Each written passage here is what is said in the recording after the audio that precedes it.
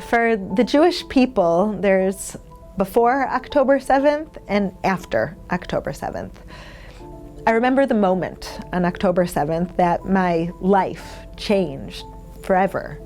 I went to synagogue with my two daughters on the Sabbath and on the holiday of Simchat Torah, expecting to have a joyous time of dancing with the Torah, of celebrating with the community. And when I arrived, I remember one of my friends looked at me and said, "Did you hear what's happening?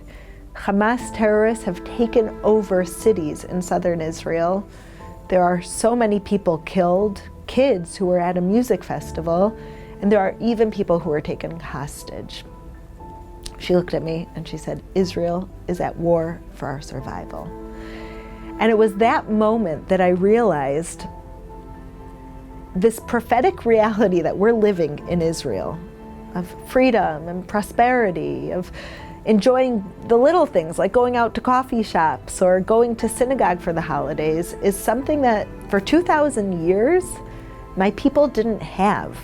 We're strangers in a strange land. We were in exile praying for the Jewish people to be reunited with their land. And it was since that day, October 7th, since that moment when Hamas terrorists went through our borders, entered homes, murdering men, women, and children, and kidnapping babies, elderly, teenagers. It's since that moment that we realize we are still in a fight for our survival, in a war of independence in Israel. The past year, there are too many times to count, of running to the bomb shelter under rocket threat, of having 7 different terrorist fronts all raining down rockets and trying to destroy tiny Israel the size of New Jersey.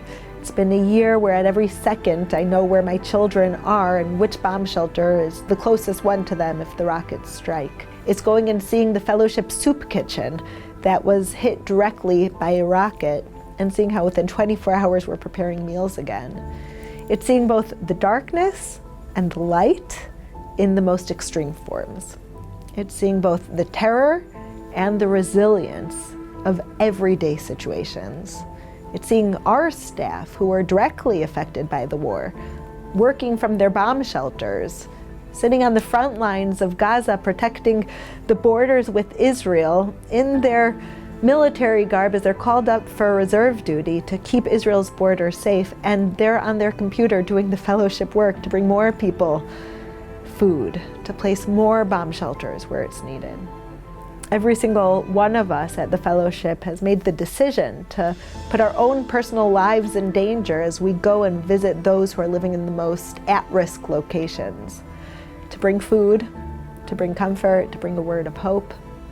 And so as we mark October 7th, 1 year, none of us would have thought we would still not only be in war, but seeing the war get more extreme, more terror groups joining the fight against Israel, having 180 ballistic missiles launched at every single town in the Holy Land, having Hezbollah terrorists trying to come into Israel and kidnap and harm and kill just like Hamas did on October 7th. No one would have thought that a year later we would still have more fronts of war opening up.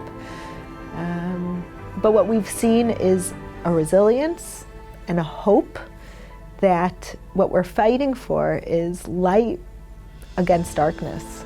We're bringing good to a region that is so overcome by evil.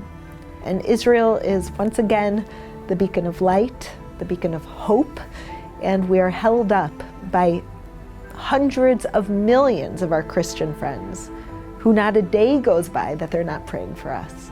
Not a day goes by that they're not thinking about us. Not a day goes by that they're not donating from their tithes to make sure there are enough bomb shelters in Israel, that there are food boxes going to the bomb shelters. Within the hard times, there has been so much hope.